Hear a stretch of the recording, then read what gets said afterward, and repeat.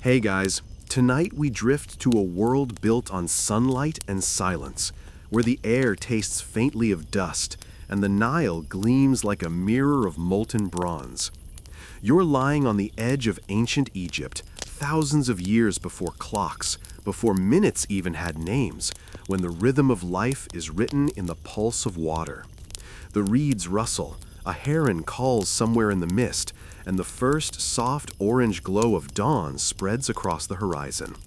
You probably won't survive this heat without a jug of date beer, but for now, it's gentle, and the morning smells faintly of wet clay and baked bread. So, before you get comfortable, take a moment to like the video and subscribe, but only if you genuinely enjoy what I do here. Tell me in the comments where you're listening from and what time it is where you are. Now, dim the lights, maybe turn on a fan for that soft background hum, and let's ease into tonight's journey together. You stir from your reed mat as sunlight filters through a mat weave window. It's early, the kind of early where the world feels half-made. Around you, the village begins to wake. Someone's grinding grain, a donkey brays like it's auditioning for the gods, and from the riverbank, fishermen call softly to one another. You stretch and wander down toward the Nile, because that's where everything begins. The river is Egypt's heartbeat. If it stops, so do you. It rises, floods, recedes, and leaves behind slick black earth so rich it almost hums with promise. The ancient Egyptians call the land Kemet, the Black Land, for the fertile soil the river gifts each year. You dip your toes into the cool water and feel time itself ripple around your ankles.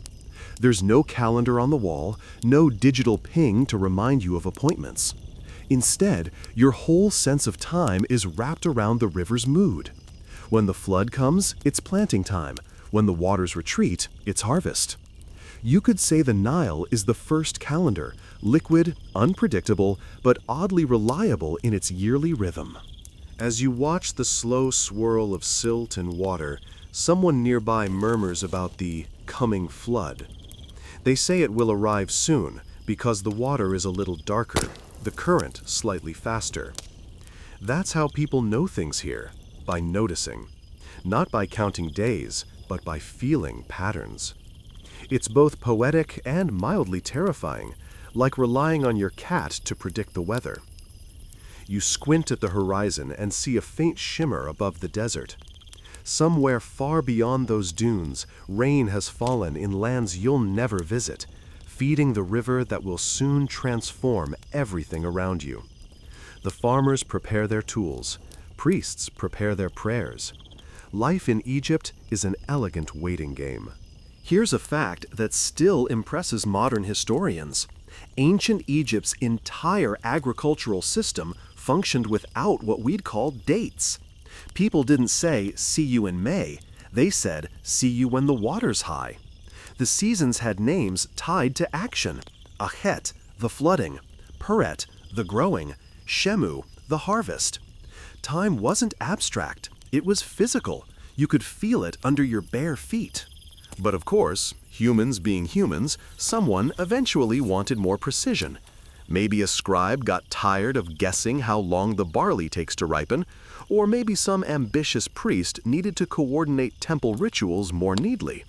Whatever the reason, the first attempts to measure time more exactly began right here, among people like you, standing at the edge of the Nile and squinting at the sky. You notice a neighbor.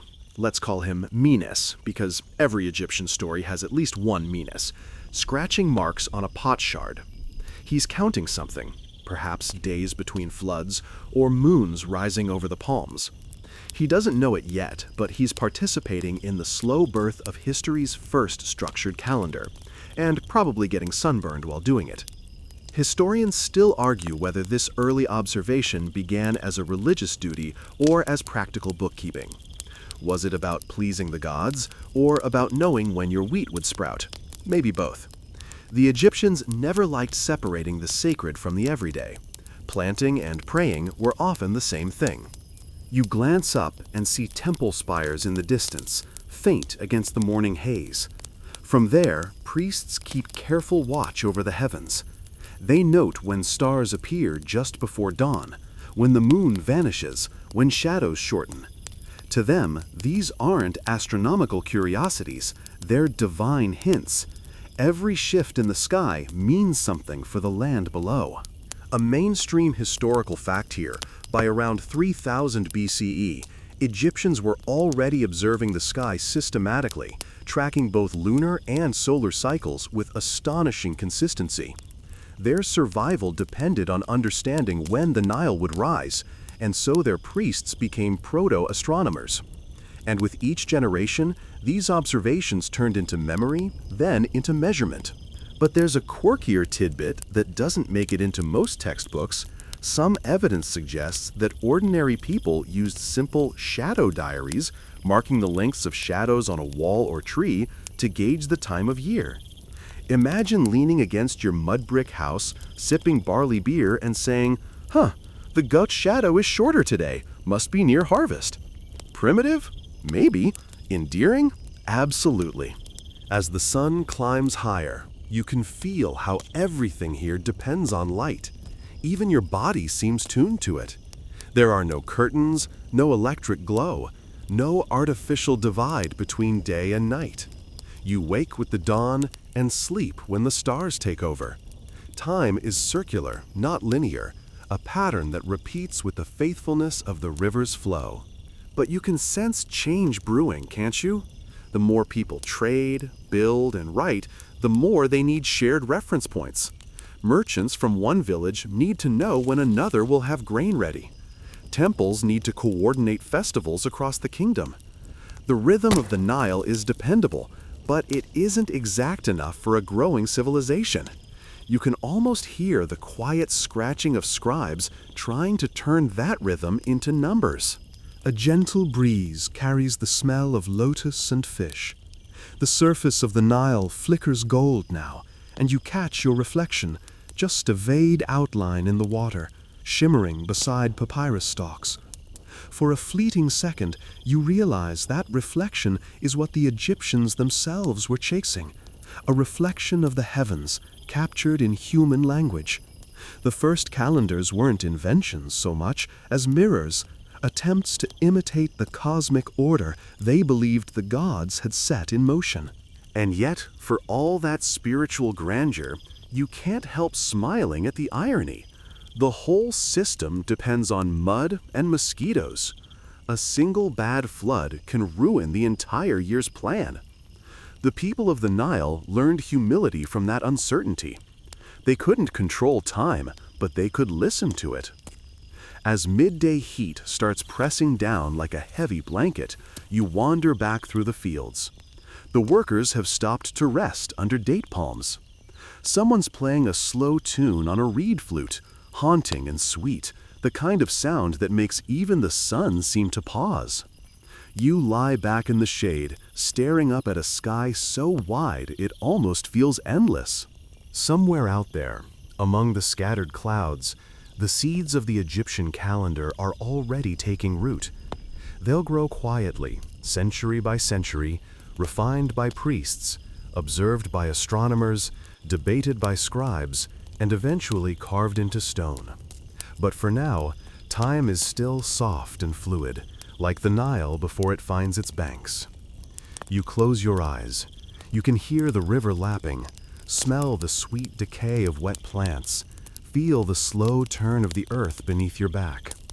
The sun is warm but not cruel. Everything moves in unhurried loops. The water, the wind, the breath in your chest.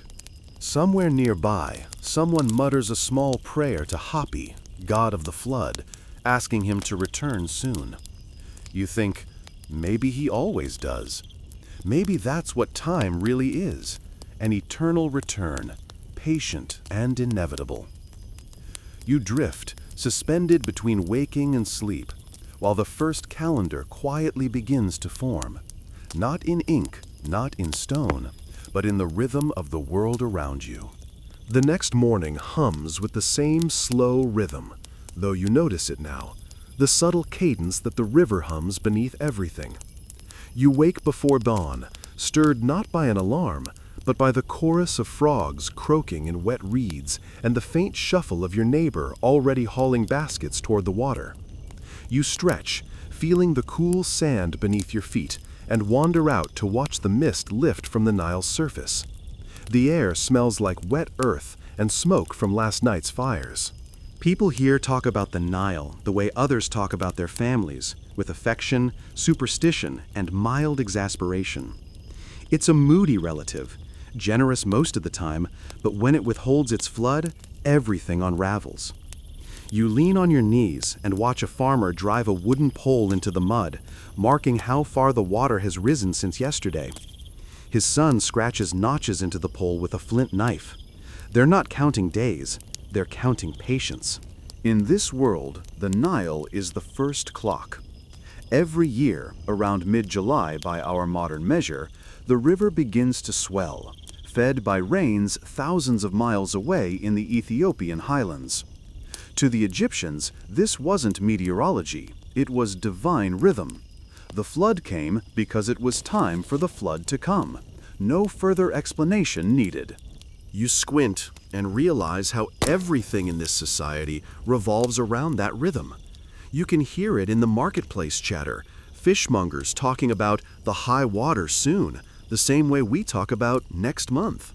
It's a temporal vocabulary that has nothing to do with numbers and everything to do with natural flow. Time is alive here. It breathes, swells, and recedes, just like the river. Somewhere nearby, a group of workers haul baskets of silt toward a field. They're laughing, teasing each other about who's strongest. One of them pauses and glances at the riverbank. "It's coming," he says softly. "I can smell it." You chuckle to yourself. Apparently, floodwater has a smell. Maybe he's right. Maybe it's all in the nose.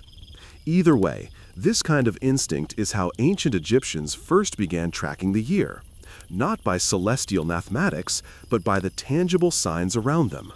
A mainstream historical fact here, before formal calendars, Egyptians used a system historians now call the inundation calendar. It divided time into three main seasons: Ahet, flooding; Peret, growing; and Shemu, harvest, each roughly 4 months long. Within those, days weren't precisely numbered at first. People simply referred to moments within the natural cycle. It worked well enough when you lived close to the river and could literally see the changes.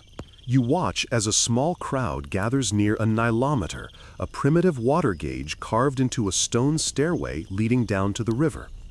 Every morning, priests descend to measure how high the water has climbed overnight. They'll record it on papyrus scrolls, tracking the river's rise year by year. Too high, and the villages will drown. Too low, and famine will follow. The priest's job is part science, part performance, and entirely anxiety-inducing.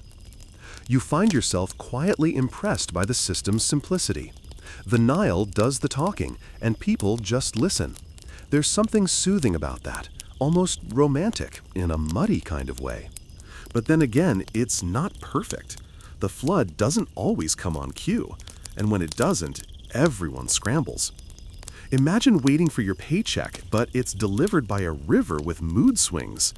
You can see why the Egyptians started longing for a more predictable way to track time. Still, for now, you watch the logic unfold. When the flood arrives, the people plant. When it retreats, they harvest. When the land dries, they rest and repair. The entire economy, religion, and emotional stability of Egypt revolve around this rhythm. And so, by watching water, they're watching time itself. The scribe Menes, you remember him from yesterday, sits under a sycamore tree, copying down the priest's readings. His reed pen squeaks faintly as it moves over the papyrus. He dips it in ink made from soot and gum, careful not to smear it. You wander closer, curious, and see columns of tiny hieratic symbols, numbers, months, notes about when the first lotus blooms. Each mark is an attempt to tame the chaos of the natural world.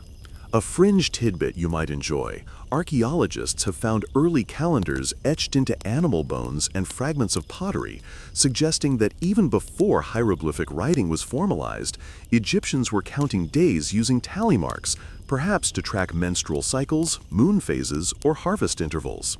So yes, the world's first calendars might have been someone's proto-grocery list. You shade your eyes from the sun.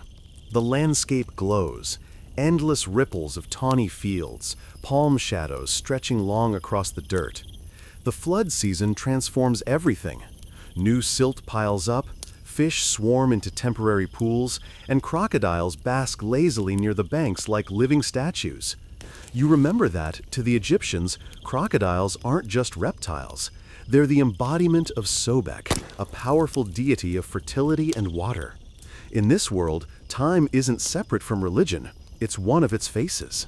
The priests finish their measurements and climb back up, murmuring prayers to ensure the flood's generosity. The crowd disperses, and you walk alongside them through the wet paths, sandals squelching in the mud.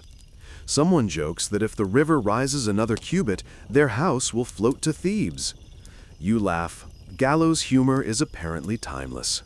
Later that day, you find yourself in a shaded courtyard, listening to a group of elders discuss the river's character. They speak about it the way philosophers might speak of fate.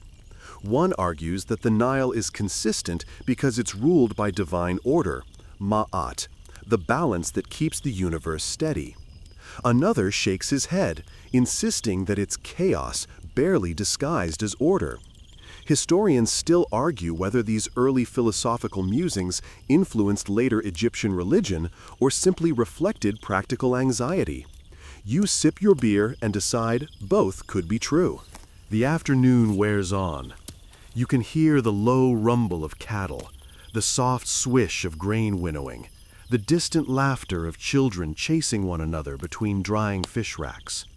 It's peaceful in a way that modern life rarely is. No hurry, no countdowns. The rhythm is ancient and forgiving. Still, you notice a faint restlessness in the air. Humanity has always had a complicated relationship with uncertainty, and the Nile's schedule, beautiful as it is, sometimes fails. There's an old story about a year when the flood didn't come at all. The priests panicked, the farmers despaired, and offerings to the gods tripled. The pharaoh himself supposedly fasted until the waters finally rose again. Whether that's myth or memory, no one knows, but it captures the terror of losing time's anchor. When the river doesn't follow its pattern, everything becomes chaos. That's the irony, isn't it? The Egyptians live in one of the most predictable environments on Earth, yet their security depends entirely on forces beyond their control. You can almost feel their tension in the air, a civilization on the edge of genius and fear, worshiping both order and the possibility of disorder. As the sun sets, you wander back toward the riverbank. The water glows crimson, reflecting the sky's fading fire. You crouch, trace your fingers along the damp edge, and feel the pulse of something bigger, an ancient awareness that time itself is woven into this place. It's not abstract or mechanical, it's sensual, tactile, alive. You realize that by counting the floods, the Egyptians weren't just tracking time, they were building a shared memory. Every measurement, every notch, every priestly reading of the nilometer added another layer to the long story of their civilization. A small group of children are tossing pebbles into the shallows, watching the ripples spread and fade. You smile because it's the perfect metaphor. Each ripple is a year, brief, beautiful, and part of a never-ending pattern. The Nile doesn't hurry, and neither do they. The air cools, and torches begin to flicker in the distance. You can smell roasting onions and hear a lullaby somewhere nearby, sung softly in a language that still haunts modern ears through ancient hymns. You lie back on the bank and look at the stars beginning to emerge, silent, patient witnesses to everything below. Somewhere up there is Sirius, still waiting for its turn in the story. But for now, you let the sound of the river fill your ears, the faint croak of frogs blending with the rustle of reeds. Tomorrow, the priests will measure again, the farmers will pray again, and time will continue its gentle, liquid drift, counted not in days or months, but in floods and silences. The night passes quietly, wrapped in the lull of frogs and the whisper of wind over the reeds.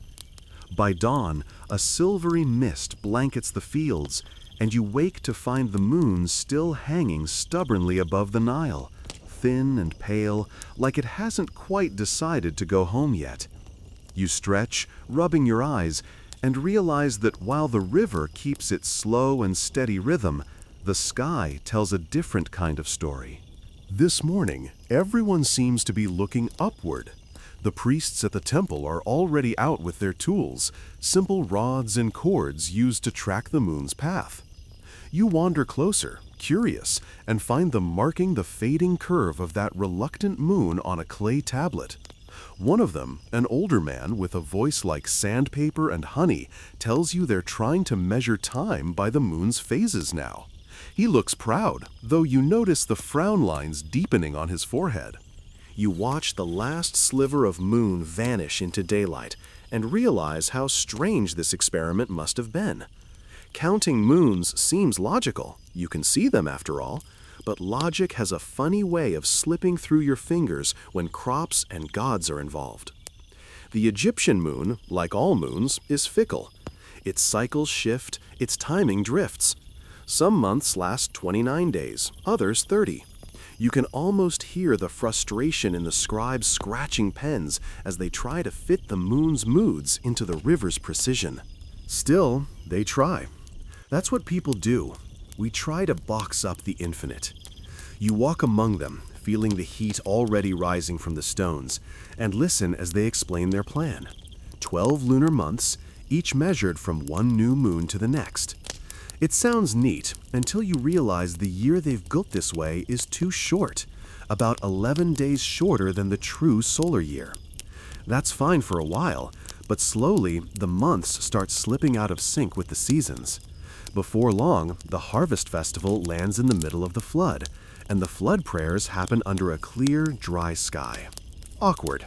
For centuries, early Egyptians relied primarily on a lunar calendar, about 354 days long, before they realized it was drifting dangerously away from the Nile's rhythm. Priests had to periodically reset it by inserting extra months, much like later Babylonian or Hebrew systems. But there's no evidence of a fixed rule. It was more like, the stars are wrong again, guess we'll improvise. You grin a little at the thought of it. Egypt, the land of order and monumental symmetry, quietly battling a messy lunar math problem. Somewhere out there, a very stressed scribe is probably updating the calendar for the 5th time that decade, muttering under his breath about how the moon simply refuses to cooperate. As you stroll through the temple courtyard, you see a small water clock, an outflow clepsydra, dripping rhythmically into a basin. Each drip marks a fixed measure of time. The sound is hypnotic. Plink, plink, plink. A young apprentice explains that the priests use it to time their observations of the moon, so their records stay consistent. You nod, impressed, though you can't help noticing how many buckets and bowls have tiny cracks. Egypt may have invented timekeeping, but it's still fighting leaks, literally. You wander back outside. The light has shifted. The air feels heavier now. People are gathering again along the Nile's edge, their conversations laced with mild confusion. One woman swears the moon was full just a few days ago, yet the priests claim it's still waxing. Another insists she saw the rivers start to rise earlier this year than last. The calendar, it seems, is slipping, and with it, the sense of certainty. Here's a fun little fringe tidbit. Some historians suggest that early Egyptians might have used moon bones, carved notches on small ivory sticks or animal ribs to count lunar days, sort of like an ancient planner. Imagine carrying around a little piece of bone with 30 scratch marks, rubbing one off each night as the moon fades. It's both clever and faintly creepy, like the world's oldest to-do list. You can feel the tension building between two camps, those who follow the river and those who follow the sky. The farmers trust the flood because they can see it. The priests trust the heavens because they believe the gods live there. It's the beginning of a quiet tug-of-war between observation and belief, between earthly time and celestial time. One priest, tall and stooped, explains that the moon is sacred to Thoth, the god of wisdom, writing, and timekeeping. He insists the moon's changing face reveals the divine order of creation itself. The moon is truthful, he says, eyes narrowing. It shows what is hidden. You glance at the waterline, wondering if the moon also shows when to plant barley. Probably not. Historians still argue whether the Egyptian shift from lunar to solar reckoning was gradual or abrupt. Some claim it happened naturally, as temple astronomers noticed the drift and sought a fix. Others think it was an act of religious reform, a deliberate decision to align human ritual with cosmic perfection. You suspect it was both, necessity disguised as revelation. Later, you sit on a low wall overlooking the Nile. The moon is gone now, the day warm and blinding. You can hear oxen grunting as they pull wooden plows through the thick silt, the smell of fresh-turned soil mingling with incense drifting from a nearby shrine. Life goes on, moon or no moon. But the tension lingers. Time feels slightly off, like a song played just out of tune. You look down at your shadow. It's short now, stretching only a few inches to your side. You wonder how many shadows priests have watched like this, trying to calculate something eternal. It's humbling, really. Thousands of years before anyone invented a stopwatch, people were already wrestling with the impossibility of perfect time. Evening comes, and the moon reappears, fatter tonight, rising pink from the horizon like a coin being pulled from a magician's sleeve. You can hear laughter and music near the temple. Tonight's a festival dedicated to Khonsu, the moon god. Children chase one another with torches, their faces glowing in the flickering light. You join the crowd, half for curiosity, half for the roasted goose that smells far too good to resist. The priests emerge, chanting, holding silver discs that gleam under the moonlight. They raise them high and speak about renewal, about how the moon's cycle mirrors human life, waxing, waning, reborn again. You realize how deep the symbolism runs here. The calendar isn't just a schedule, it's a theology. Time, to them, is divine rhythm, and the act of marking it is an act of worship. A child tugs your sleeve and points upward. "See," he says, "the moon's watching." You smile. The moon always watches, but it never tells time the same way twice. As the night deepens, you recline on a patch of woven mat, watching the moon's reflection tremble on the water. The festival slowly quiets, laughter turning to murmurs, drums to soft humming. The air cools, and you find yourself lulled by the slow pulse of the river below, the water clock dripping somewhere behind you, the moon keeping its uneven time above. For now, Egypt lives between two clocks, one that flows and one that glows. It's a fragile balance, as imperfect as it is beautiful. But you can sense a shift coming, a realization that the heavens hold another key, one brighter, more faithful, and more dazzling than the moon. Sirius hasn't risen yet, but it will. And when it does, everything about time in Egypt will change forever. The air tonight feels different, heavier somehow, charged with that strange expectancy that hovers just before revelation. The moon is gone, tucked away somewhere behind the horizon, and the sky above the Nile has gone perfectly black. You're lying on your back atop the cool mud roof of a house, the hum of insects rising from the reeds below. Around you, people murmur quietly, all gazing upward as if waiting for something miraculous. You don't know what yet, but everyone else seems sure it's coming. A young boy next to you nudges your arm. "Watch the eastern sky," he whispers. "She's almost here." You squint into the darkness. For a long time, there's nothing, just velvet night and the faint glimmer of countless stars. Then, right above the edge of the horizon, a pinpoint of light flickers. So small you almost miss it, but it grows, shimmering, piercing the gloom with a clarity unlike any other. There she is, Supdet, the star of the new year, whom the Greeks will one day call Sirius. The boy gasps softly. Around you, the crowd stirs. Priests chanting low, mothers whispering prayers, someone clapping once, reverently. You realize this is not just stargazing. This is prophecy.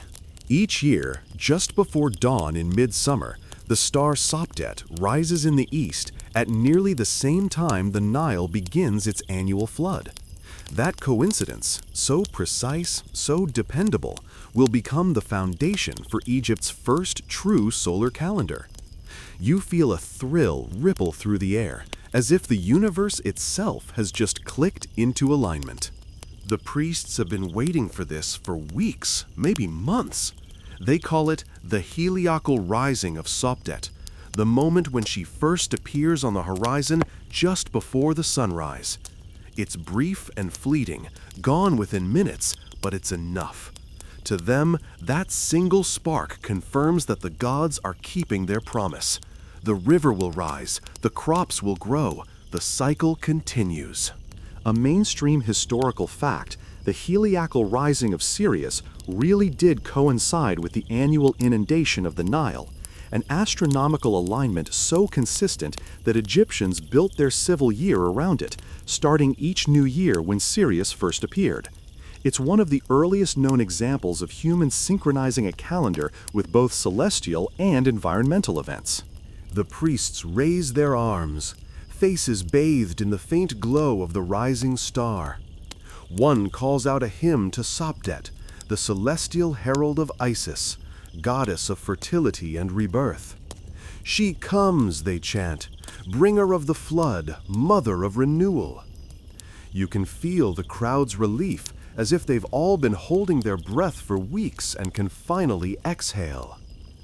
You tilt your head and stare at that small white flame in the sky. It's hard to believe something so far away could mean so much down here. But for Egypt, Sopdet is more than light. She's proof of order, of predictability in a world that depends on both. Nearby, a scribe named Chouti scratches notes onto a strip of papyrus, calculating days between one appearance of Sopdet and the next. He's discovered something astonishing. The interval between them isn't 354 days like the lunar year, but about 365. That number feels sacred, tidy, rhythmic, almost perfect. He doesn't know it yet, but he's stumbled upon the solar year, the same measure we still use thousands of years later. You grin at the thought. Humanity's relationship with time just leveled up. The priests, of course, declare it divine. "The gods reveal their calendar through the stars," one says solemnly, and everyone nods. But you can see the quiet triumph in Chouti's eyes. He's not thinking about gods, he's thinking about numbers. Historians still argue whether the Egyptians consciously calculated the solar year from Sirius or simply noticed its pattern over centuries. Either way, the result is the same: the birth of a 365-day calendar divided neatly into 12 months of 30 days each, with a few extra days that will come later to tidy up the math. But that's jumping ahead. You're still here, under the same night sky, watching the dawn rise slow and pink over the river. The light spills over temple walls, glinting off polished limestone, and the whole city of Memphis begins to glow. Sopdet fades as the sun overtakes her, but her message remains. Time now has a rhythm you can trust. You wander toward the temple, where the priests are finishing their ritual. Inside, it smells of incense and oil, the walls carved with delicate reliefs of stars, rivers, and the goddess herself, a woman crowned with a five-pointed star. You trace your fingers over the stone and feel the grooves, centuries-old graffiti from humanity's first astronomers. Young priestess approaches, her voice soft and deliberate. "You see how she returns," she says, meaning Sopdet. "Always the same, never late. The river listens to her." You smile, and for a second you almost believe it's true, that the heavens whisper directly to the Nile. Here's a quirkier tidbit. Egyptian farmers, unable to read temple records, would sometimes climb rooftops at dawn to watch for Sopdet's appearance themselves. They'd then spread the word across villages like a celestial gossip chain. "She's back! Time to prepare the fields!" Imagine your neighbor bursting into your house before sunrise just to announce a star sighting. It's oddly wholesome. The day grows hotter. You walk through fields now shimmering with promise, sprouting barley, half-flooded plots glistening with sunlight. Everywhere you go, people are talking about Sopdet. Someone swears she's visible earlier this year. Another argues it's later. The debates sound oddly modern. People already arguing over astronomical precision while pretending they're just being practical. As the afternoon drifts by, you rest in the shade of a sycamore fig tree. The air smells of sweetness and dust. Children play in the mud, sculpting little pyramids and gods. One of them molds a tiny Sopdet, sticking a reed in her head to represent the star. You can't help smiling. It's amazing how fast an idea becomes a story, and a story becomes faith. When dusk comes, the priests light fires along the temple causeway, reflecting in the still water of the canals. The night feels electric again, as if the stars themselves are listening. You look up and spot Sopdet once more, higher now, shining fiercely. She's joined by Orion, Sa, the soul of Osiris, and the two together form one of Egypt's most sacred pairings, rebirth and renewal, perfectly timed to the rhythm of the Nile. You can't help thinking what a stunning coincidence of geography and sky. Out of all the stars, the one that happens to rise with the flood is also the brightest in the heavens. It's as if the cosmos was designed for Egypt's benefit. Maybe that's why the Egyptians never doubted their gods. The evidence was literally written across the sky. Historians still debate whether Sopdet's cycle directly influenced Egyptian religion or merely reflected it, but either way, the effect is the same. A cosmic clock that tied heaven, earth, and water together in perfect harmony. Time no longer just passed, it returned, predictably, beautifully, like Sopdet herself. You linger a while longer, lying back on the warm stone steps that lead to the river. The stars above shimmer like tiny promises. Somewhere in the distance, a priest begins to chant the names of the days, each syllable drawn out like a lullaby. 1, 2, 3. It's the sound of order being born. The Nile murmurs beside you, calm and endless. Sopdet glows above, serene and untouchable. The world feels balanced, as if every current, every gust of wind, every heartbeat is moving in gentle synchronization. You take a slow breath, letting it fill your lungs, and for a moment you understand why the Egyptians saw time as divine. It's not just something that moves forward, it's something that breathes with you. You close your eyes. Tomorrow the counting will begin, the real work of turning stars into days, days into months, and months into history. But for now, you just listen to the quiet hum of the river and feel the pulse of the universe steady in your chest. The next morning begins not with birdsong, but with the rhythmic clatter of chisels and hammers echoing down the temple corridor. You blink awake to find yourself back inside the great stone halls of Heliopolis, the city of the sun, where the priests of Ra keep time itself under watchful eyes. The air smells faintly of dust, oil, and honeyed bread offered to the gods. Outside, the Nile glitters like a lazy blue ribbon, its surface trembling under the light of the mid-morning sun. You follow the sound of the chisels and find two artisans perched on ladders, carving thin, precise lines into a stone wall. At first, it looks like decoration, but when you squint, you realize it's a grid, columns and rows, circles and tally marks. A calendar is being born right before your eyes, etched in limestone so it can outlast even the people who made it. Nearby, a senior priest named Neferhotep stands with his arms crossed, observing like a teacher watching his pupils write their first letters. 30 days, he says softly, more to himself than anyone else. 12 times. His fingers tap against his palm. 1, 2, 3, counting invisible days. Then he adds, almost reluctantly, and 5 more for the gods. You lean closer. 5 more? He gives a weary smile. Ah, yes, the extra days, those that do not belong to any month. He lowers his voice as if discussing a secret. They are dangerous, unbound days, the sky's leftovers. The Egyptians divided their calendar into 12 months of 30 days, adding 5 epagomenal days at the end of the year. These were sacred, considered outside ordinary time, devoted to celebrating the births of major gods: Osiris, Isis, Horus, Seth, and Nephthys. It was one of the earliest examples of humans fixing a solar year mathematically, rather than relying purely on observation.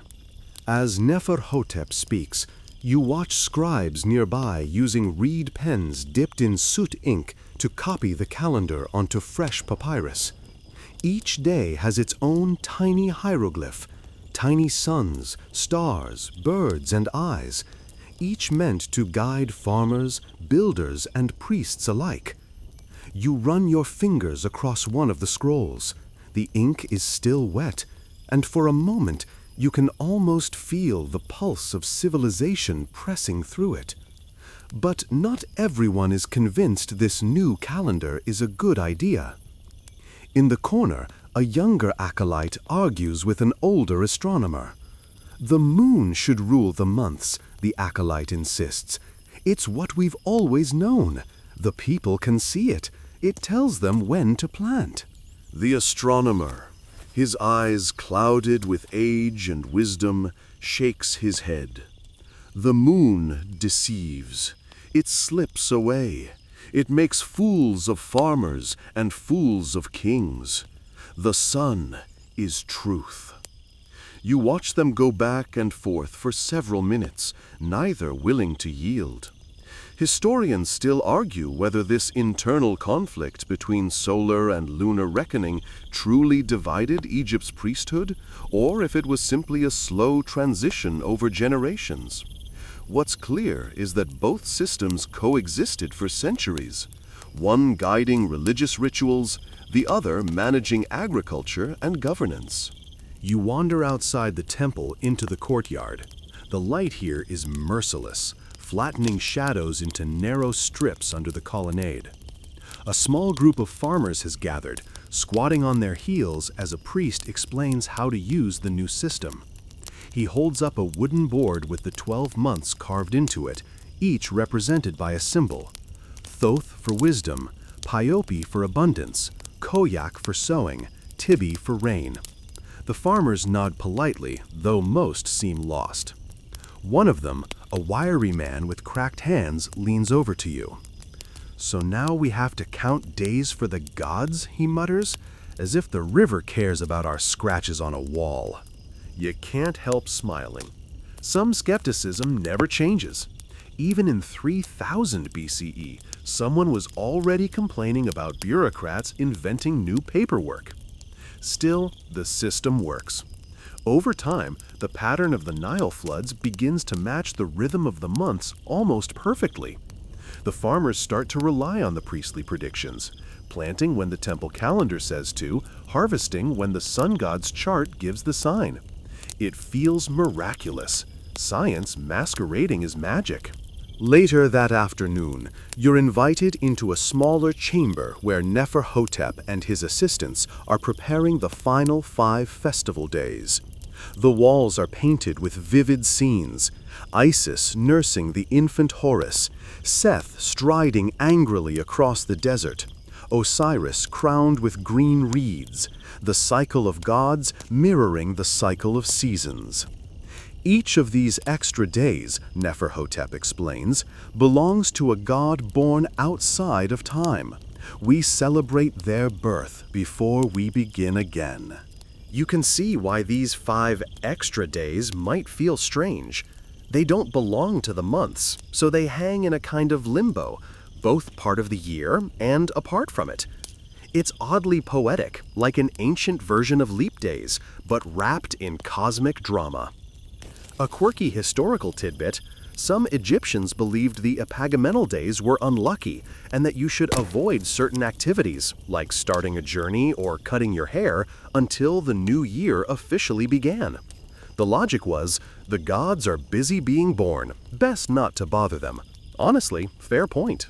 Evening falls, and the temple glows from within. Oil lamps line the walls, flickering gold against the hieroglyphs. The priests chant softly as they tally the new year's first cycle. Outside, musicians play slow, hypnotic tunes on flutes and drums, their rhythms pulsing like a heartbeat through the night air. You step back into the courtyard and gaze upward. Sopdet has climbed higher in the sky now, radiant and constant. You remember when you first saw her rise days ago, signaling the flood, and realize that the entire system being etched into stone around you stems from that single celestial spark. Humanity has caught the rhythm of the universe and given it shape. But even here, among all this confidence, a shadow of uncertainty lingers. You overhear one astronomer whisper to another, "What if the year drifts? What if Sopdet comes late one day?" The second man frowns, clearly unsettled. They both glance toward the horizon, where the star hangs like a promise. You know something they don't yet. The Egyptian solar year is almost, but not quite, perfect. It's about 6 hours short, which means their calendar will slowly drift out of sync with the seasons. In roughly 1460 years, Sopdet will rise again on the same date, a grand reset called the Sothic cycle. But for now, no one knows that. For them, time still feels freshly tamed, obedient. The night deepens, and you find yourself sitting beside the reflecting pool again. The water mirrors the stars like scattered jewels.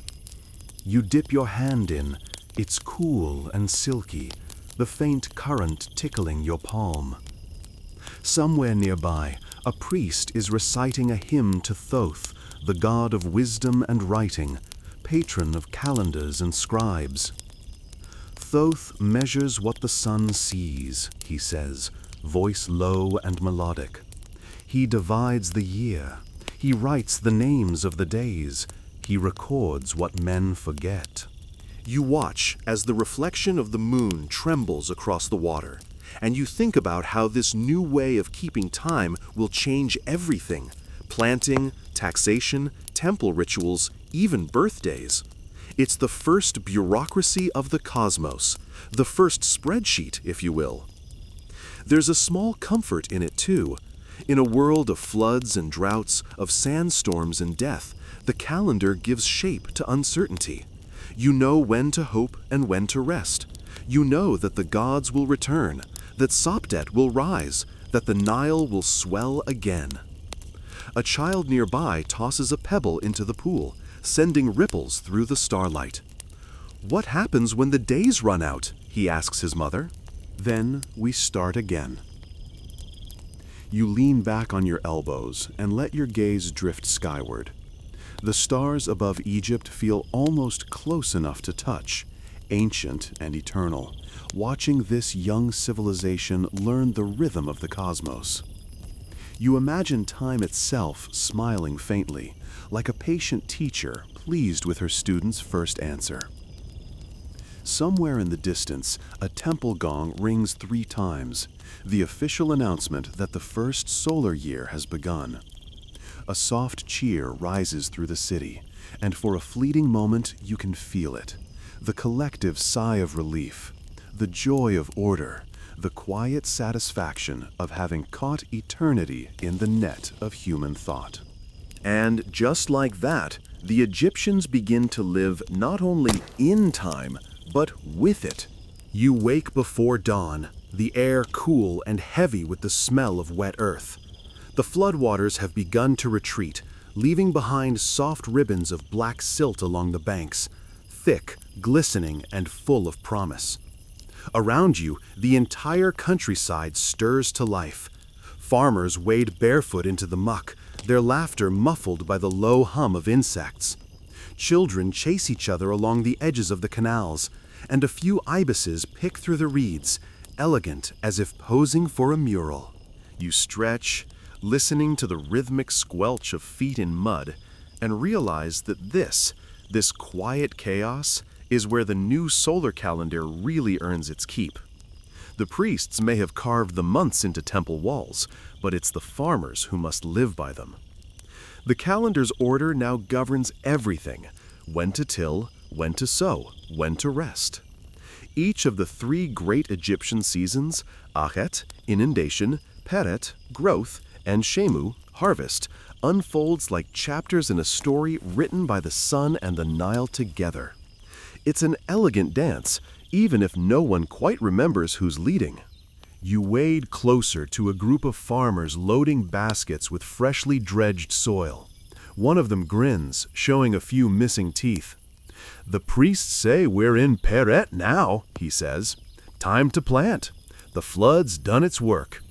He gestures toward the horizon, where a thin mist rises above the river. "If the calendar's wrong, we starve, but it hasn't failed us yet." A mainstream historical fact, divided into 12 30-day months plus 5 festival days, was perfectly aligned with the agricultural cycle of the Nile. It provided the foundation for planting schedules, taxation, and temple rituals for over 3,000 years, with remarkably little change. It's arguably one of humanity's longest-lasting systems of timekeeping. As you wander between the fields, you spot a small shrine built from mud brick, half buried in reeds. A family has left offerings there: bread, onions, and a jar of beer.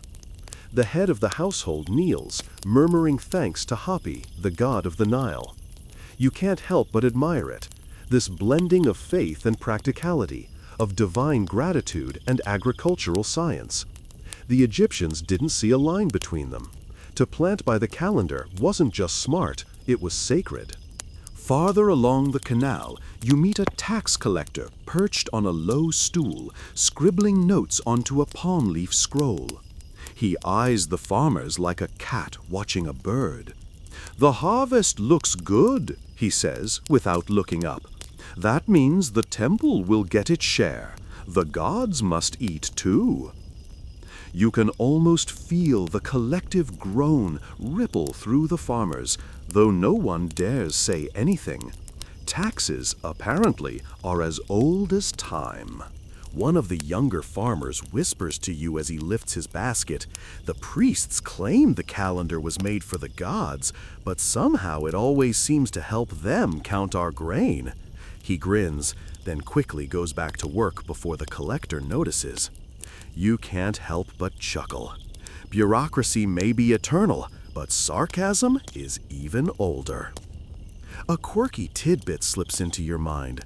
Some scholars suggest the Egyptian word for scribe, seshemu, might have also carried connotations of power or control. To write was to rule. A single line of hieroglyphs could determine taxes, boundaries, or even guilt. In a sense, the Egyptian calendar didn't just organize time, it organized obedience. By midday, the sun stands high, pouring liquid gold over everything it touches. You find shade under a sycamore and sip water from a clay jug. Nearby, a group of children recite the months aloud, their teacher tapping a stick in rhythm. It's like a nursery rhyme, but one that's teaching them how the world turns. Thoth, Paopi, Author, Koyak, they chant, their voices rising and falling like waves. Taibi, Mehir, Famanoth. Their teacher pauses. And after the 12 months? The smallest child pipes up proudly. 5 days for the gods! The class bursts into giggles, but you feel something warm settle in your chest. For all its rigid structure, the Egyptian calendar isn't cold or mechanical. It's alive, woven into children's lessons, temple songs, and farmers' prayers. As the day drifts toward evening, you walk toward a nearby village, its mud brick houses glowing ochre in the fading light. Women stir pots of lentils and fish over small clay stoves. The smell makes your stomach growl. One offers you a bowl, and you sit beside her, watching the shadows stretch across the fields. Every year feels the same now, she says, half smiling. Flood, plant, harvest, rest. It's peaceful. Then quieter. But sometimes I wonder what happens if the river forgets. Her words hang there, soft but sharp. You glance toward the Nile, its surface reflecting the stars that are just beginning to appear. The river doesn't forget, not yet, but one dry season could undo the illusion of control that the calendar has given everyone. Historians still argue whether Egyptians saw their solar calendar as purely practical, or if they believed it had magical power over nature itself. Some think the calendar ensured the Nile's rhythm. Others say it merely reflected it. You suspect it was both, a contract between people and the divine, written not in ink, but in belief. You finish your meal and follow the sound of laughter down toward the riverbank. A group of young men is playing a game, throwing smooth stones in a circle drawn in the mud, wagering small trinkets. One looks up and waves you over. Come, traveler, the stars are kind tonight. Play with us. You join, and for a while, you lose yourself in the simple joy of it. The moon rises slowly over the horizon, pale and watchful. The night smells of jasmine and river mist. Somewhere in the distance, the priests begin the evening chant for Ra's journey through the underworld, their voices drifting like low waves over the water. You realize how synchronized everything has become.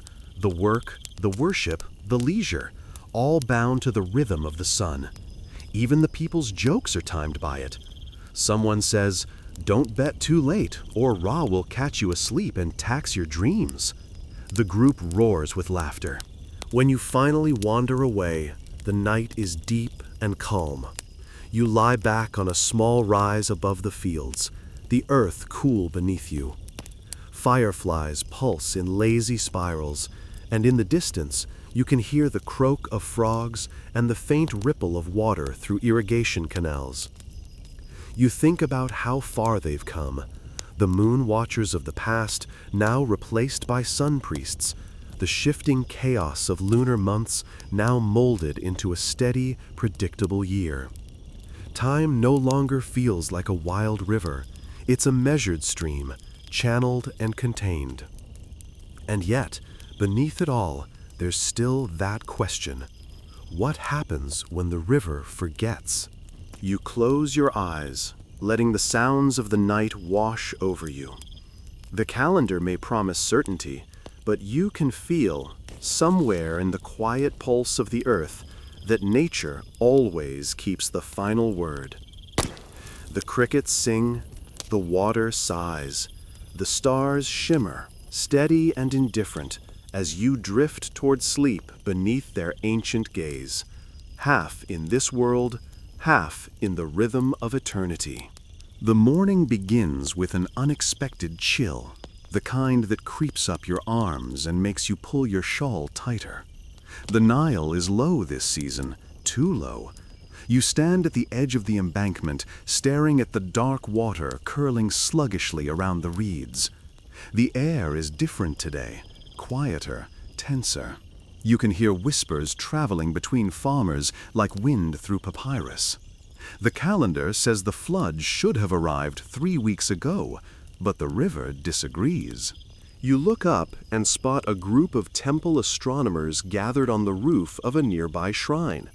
Their white robes flap gently in the early breeze, and one of them is holding a long bronze rod pointing toward the horizon.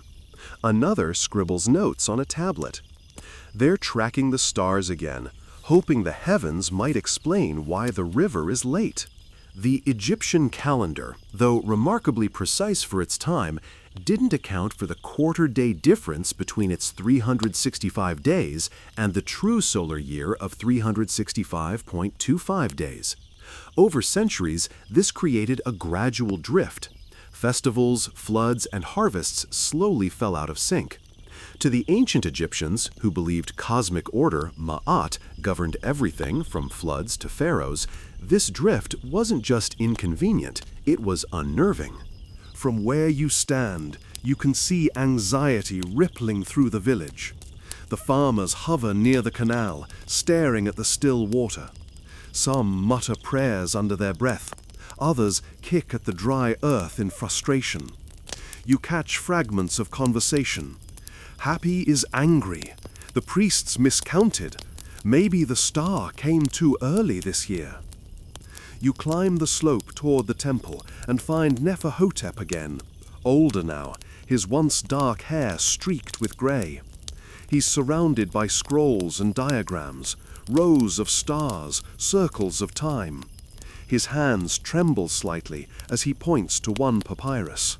Sopdet rose earlier this year, he says, shaking his head, but the flood lags behind. The gods are out of rhythm. He exhales through his nose, a long, weary sigh. Or perhaps we are. You glance down at his notes and notice the careful marks he's made, showing how the star's heliacal rising has slowly shifted over the years. He's seen it drift firsthand, creeping day by day, decade by decade. Historians still argue whether ancient astronomers understood this drift consciously or merely sensed it through observation. But looking at Neferhotep's face, you're certain they knew something was off.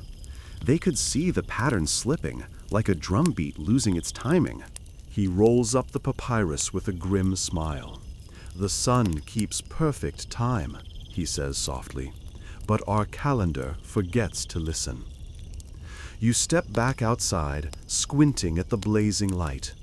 The priests are preparing offerings now, small boats filled with incense and food, set adrift on the Nile to coax Happy's return. The smoke rises in thin blue curls against the dawn, and for a moment it's heartbreakingly beautiful. You can almost believe the gods are watching. A young boy runs past you, barefoot and grinning, clutching a toy boat made from reeds. He sets it gently into the canal, whispering, "Go find the water for us." You watch as it drifts, bumps into a clump of reeds, and stops. The boy frowns. "Maybe it's lost," he says quietly. You feel the weight of his words far more than he does. You wander back toward the fields, where cracks now spiderweb through the soil. A woman kneels beside her withered barley, pressing a palm into the dirt as if she could will it to remember rain. "We did everything right," she murmurs. "We followed the calendar. We prayed. And still..." Her voice fades, carried away by the dry wind. It hits you then, the calendar, for all its precision and elegance, is not a god. It's a mirror, a human-made reflection of nature's rhythm, and mirrors can lie when the light shifts. A quirky historical tidbit: some records from later Egyptian dynasties mention years of confusion when floods came far too early or far too late.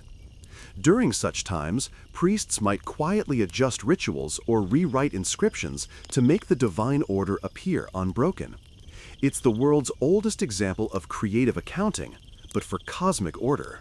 By midday, you're sitting on the temple steps, watching a debate unfold between two younger priests. One insists the gods are displeased, that the rituals must be expanded. The other argues that perhaps the measurements themselves are flawed, that the temple should add a correction day every few years. The first priest scoffs. You would add days to the gods' design? Madness! It's a strange and beautiful thing, watching humanity wrestle with the limits of its own invention. Even in the face of drought, the Egyptians refuse to abandon order. The calendar is more than a system. It's a declaration that the universe can be understood, that time itself can be reasoned with. You tilt your head back and gaze at the midday sky. No clouds. The sun burns white, relentless. You can't help thinking of that tiny 6-hour gap between their year and the true one, the missing piece that keeps slipping through the cracks, invisible yet powerful enough to reshape centuries. As the day fades, you follow the priests to the western hills, where they're building a new observation platform. Wooden poles and ropes frame the horizon.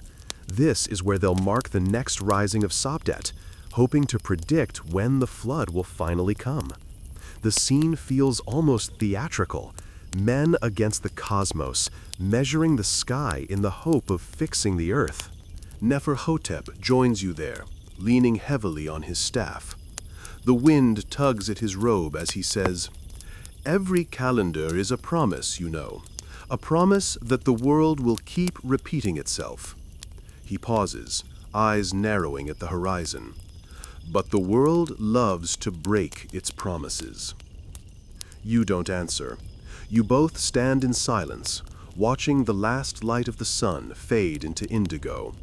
The river glimmers faintly below, its edges already darkening into shadow.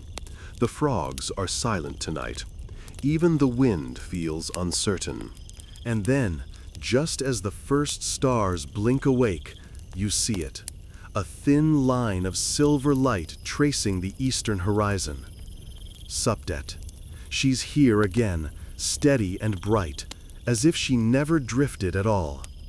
The priests gasp softly, and one of them drops to his knees, murmuring thanks. You feel something loosen in your chest. The flood will come, late perhaps, but it will come. You look over at Neferhotep. He's smiling faintly now, though there's exhaustion in his eyes. "See," he says quietly, "the gods forgive." But as you watch the star shimmer above the horizon, you can't shake the thought that maybe the gods have nothing to do with it. Maybe the universe just keeps spinning, indifferent to your calendars and prayers, as it always has. The night deepens, the air finally cool again. You sit with your back against the temple wall, the faint hum of insects rising from the fields below. The flood may come tomorrow, or the next day, but for now, Egypt waits, caught between faith and observation, between what the sky promises and what the river delivers. Somewhere in the distance, a water clock drips, steady, eternal, unbothered. Plink, plink, plink. The sound merges with your heartbeat, rhythmic and reassuring. You let it carry you toward rest, your mind floating somewhere between logic and prayer. Because that's what the calendar truly is, not perfection, but hope measured in days. By the time the next flood season comes around, Egypt has learned to breathe again. The river returns, late but generous, spilling over the banks with a lazy confidence that erases months of worry. The fields drink deeply, the frogs sing again, and the smell of wet earth fills every corner of the valley. Relief ripples through the villages like a cool breeze after fever. You stand at the edge of the water, watching families gather to float little reed boats filled with flowers and candles. It's not a grand festival, just gratitude in motion. Thank yous whispered to Hoppy, Soapdet, and any other divine being who might have been listening during the dry months. A woman beside you murmurs, "The gods forgive after all," and you catch the faintest tremor in her voice. Forgiveness, it seems, is easier to believe when the river's full again. But up in the temples, things are changing. The priests have begun to write new formulas into their calculations, tiny corrections, careful observations, quiet notes in the margins. They don't say it aloud, but you can feel it. The Egyptians have started to trust their instruments more than their myths. This new precision comes with new tools. In a courtyard shaded by tamarisk trees, you watch a group of apprentices constructing a large shadow clock, a straight limestone bar set carefully into the ground, with a crosspiece casting a long, clear line. As the sun climbs, the shadow creeps across carved divisions in the stone, marking hours as surely as water dripping in a clexidra. Ancient historical fact: ancient Egyptians used both sundials and water clocks to measure shorter units of time within a day. The oldest known shadow clocks date back to around 1500 BCE, used to regulate temple rituals and determine the proper hour for offerings. It's the earliest hint of what we'd later call hours, though for them, each day's 12 divisions expanded and shrank with the seasons. The head scribe supervising the work, a sharp-eyed man named Patiz, notices your curiosity. "We measure Ra's journey," he says, his voice low and certain. "When his shadow reaches this mark, it is time to begin the midday hymn. When it touches this one," he points, "the afternoon offerings." He smiles faintly. "Even gods need a schedule." You chuckle. It's the kind of dry humor only someone who's been tracking time for decades can deliver. But Patiz isn't joking entirely. For him, time is a sacred geometry, the bridge between heaven's rhythm and earth's routine. Each shadow length, each water drop, each measured mark brings divine order into the world. He gestures toward the apprentices. "Before the calendar, we waited for the stars. Before the sundial, we waited for the sun itself to remind us of the day. Now, we tell the sun what time it is."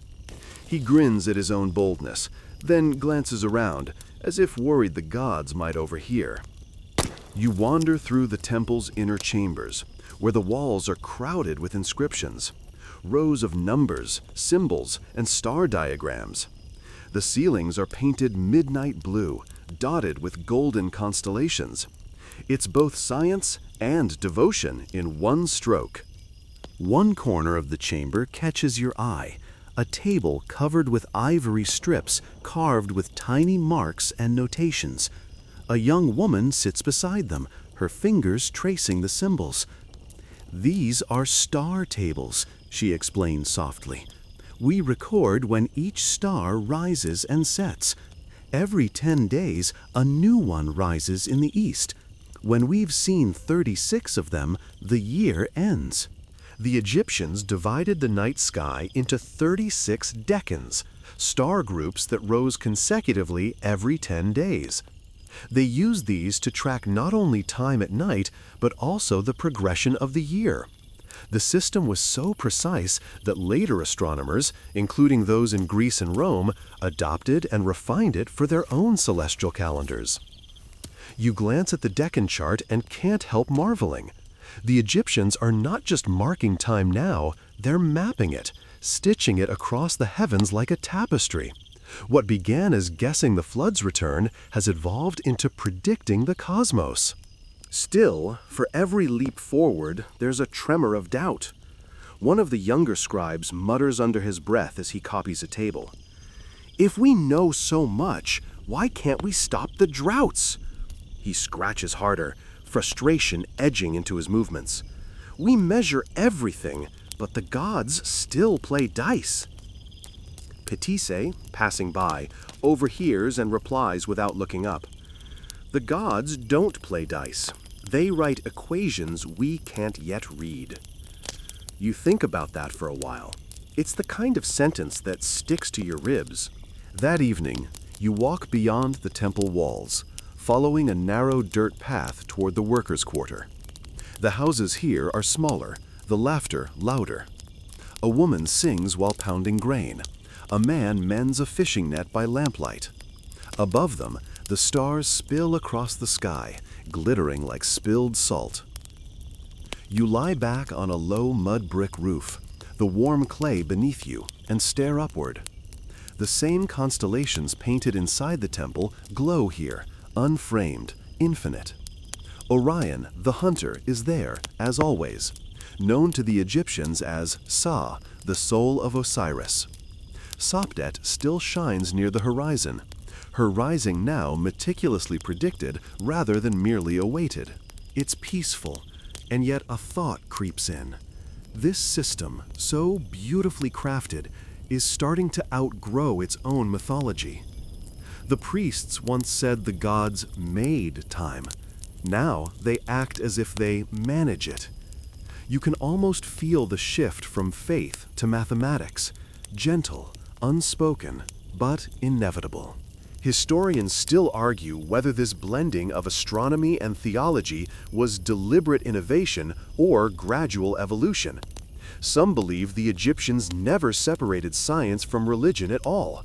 For them, understanding the stars was just another way to worship. Others claim the temple astronomers were, in truth, the first scientists, men and women who measured the divine rather than merely praying to it. You watch a shooting star carve a brief, silent arc over the desert and can't help smiling. The Egyptians would have called it a soul crossing the sky. Maybe that's still true in a way. Every data point, every calculation, they're all acts of faith too, just in different language. Later that night, you wander back through the quiet city. Lamps flicker in narrow alleys, casting shadows that sway like dancers. Somewhere nearby, you hear the rhythmic dripping of a water clock. Plink, plink, plink. Steady and patient. You stop, close your eyes, and listen. It sounds almost like the heartbeat of Egypt itself, regular and eternal, keeping time long after its makers are gone. Before you head inside, you glance back at the sky one last time. The constellations seem closer now, more familiar. You could almost draw lines between them and see not gods or myths, but equations, charts, and the first quiet spark of scientific wonder. You smile faintly. The Egyptians haven't just tamed time, they've befriended it. The morning air is heavy with the scent of wet clay and freshly tilled soil, the kind of aroma that only follows a good flood. You step carefully along the riverbank, where small pools of water glimmer like scattered mirrors. Farmers are already knee-deep in mud, guiding their oxen to drag plows through the dark, rich earth. You notice a sense of rhythm to their work, almost musical. The plows scrape, the oxen grunt, and the men chant softly, marking time with their own voices. It strikes you how much the solar calendar has changed their lives. Before, they relied on a mix of intuition and the moon's phases, often misjudging the flood's arrival. Now, their actions align with an almost invisible pulse. The months and days drawn carefully on papyrus, the movements of Sopdet in the sky, the priestly observations etched into temple walls. Every chore, every decision seems synchronized to something larger than themselves. The Egyptians divided the year into 3 agricultural seasons, Akhet, Peret, and Shemu, and each month consisted of 30 days, with 5 epagomenal days added at the end. This structure allowed farmers to predict planting, growing, and harvesting times with far greater precision than any lunar-based system had allowed. As you wander closer to a cluster of small homes, you overhear a debate between 2 older women. "I swear the calendar lied last year," one says, wringing her hands. "The flood came late, and half the barley drowned in mud instead of water." The other shakes her head. "It's not the calendar that lies, it's us. We must follow it, even if nature falters." She glances at the river, where the last of the floodwaters are trickling into canals. Order, even when the world seems chaotic. That's the point. You nod silently, thinking of how fragile human planning feels against the whims of the river. And yet, despite its imperfections, the calendar has brought structure, predictability, and a sense of control that people have come to rely upon. It's comforting, almost like a friend who never forgets to knock. Nearby, a young boy sits on a low wall counting his fingers. 1, 2, 3, 30, he whispers. Then the 5 days for the gods. He is reciting the months by heart, not as an exercise, but as a rhythm that keeps his day organized. You watch him closely and realize that the calendar is no longer confined to temple walls. It has seeped into everyday life, shaping even the youngest minds. Egyptians often marked birthdays, anniversaries, or personal milestones according to the solar calendar and the rising of specific stars. Yet, during epagomenal days, most daily activities were paused as they were considered outside the normal flow of time. Strange, unbound days that existed for the gods' enjoyment rather than human utility. Children might sneak small games or mischief during these days, believing the universe itself was taking a break. As you move further down the path, you notice a group of scribes working on long scrolls. Their fingers are stained with ink, and their eyes squint as they make precise marks. Some are counting days, others tracking the heliacal rising of Sopdet, while a few are noting unusual weather patterns. These details will inform the next year's calendar, ensuring that time remains aligned with both the heavens and the earth. Historians still debate how sophisticated these observations were. Some argue the Egyptians understood only patterns and cycles without the concept of a true solar year, while others claim they had a remarkably accurate approximation derived from centuries of observation. Either way, the results were impressive. A system that held for millennia, guiding society with quiet precision. By midday, the sun beats down mercilessly. You duck under the shade of a tall sycamore tree and watch as a group of young women scatter grain across drying mats. The sound is oddly soothing, a rhythmic padding that blends with the distant clatter of tools and the soft murmur of conversation. Even the ordinary tasks of daily life feel elevated by the presence of structure. You walk along the canal, where small reed boats drift lazily, carrying offerings or tools for the day's work. A man leans over the side, dipping a ladle into the water to scoop up silt for his crops. He glances at you and grins. The calendar tells us when to plant, when to harvest, when to rest. Without it, we'd be guessing every season. You follow him quietly, thinking of how intertwined human life has become with these calculations. It's not just about predicting the flood. It's about understanding the invisible rhythm of the universe. The solar calendar has become both a tool and a kind of quiet moral compass, teaching patience, preparation, and respect for natural cycles. Later, as the afternoon stretches, you find yourself back at the temple, where the priests are performing ritual offerings. The scent of incense rises in gentle spirals, curling around columns and lintels, while the soft chanting reverberates against stone walls. A priest explains that these ceremonies are timed according to both the solar calendar and the Deccan stars, ensuring that every act is aligned with cosmic rhythms. A young apprentice whispers to you, "We follow the stars and the river. Time is not ours to command, only to observe." You watch the priests move gracefully through their rituals, their actions flowing as naturally as the Nile itself. The day edges into evening, and the shadows stretch long across the courtyard. Children play with small clay figurines, pretending they are Sopdet Kli other gods, reenacting stories they have heard countless times. You smile, realizing that the calendar has permeated even their imagination, teaching order through play as much as through observation. Historians still argue whether the decans were primarily practical for measuring time or symbolic, representing spiritual truths. You lean back against a sun-warmed wall, listening to the soft murmurs of life around you, and think maybe it was both. In Egypt, practicality and devotion are inseparable, two sides of the same golden coin. As darkness falls, the stars emerge, familiar and eternal. Sopdet gleams in the eastern sky, her presence a quiet reminder that the cycle continues. You lie on the soft ground, letting the sounds of frogs, insects, and distant laughter lull you. The calendar has transformed not only the land, but the rhythm of life itself, weaving human activity into the eternal patterns of sky and river. You close your eyes, imagining the next day's sunrise, the plow cutting through the newly softened earth, the temple bells chiming, and the shadow clock marking the hours.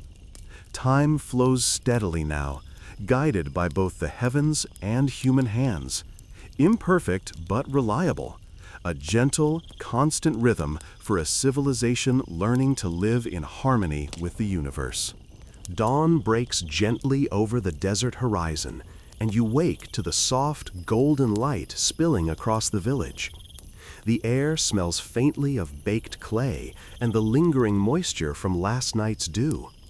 You wander toward the fields where farmers are already stirring, their oxen plodding steadily through rich, dark soil. The Nile lies nearby, a lazy ribbon of silver glinting in the early sun, reflecting the rhythm of life that pulses along its banks. The calendar has become their invisible guide. Even in sleep, you can sense its subtle influence. Men and women rise at precise moments. Children repeat the months aloud, and priests prepare rituals timed to the stars.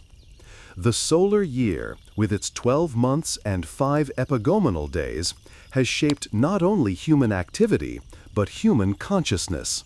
A mainstream historical fact, Egyptians carefully divided the day into 12 hours of daylight and 12 hours of night, using shadow clocks during the day and water clocks at night. These instruments allowed precise timing of rituals, prayers, and agricultural work, creating a remarkable harmony between the human schedule and the natural cycle of the sun. You approach a small group of temple scribes who are recording the previous night's observations of the stars. They point out the decans, star groups that rise consecutively every 10 days, used to divide the year into finer segments. One young scribe shows you a table carefully inked on papyrus, each decan linked to a specific ritual or agricultural activity. "We watch the sky to know when to act," he says quietly.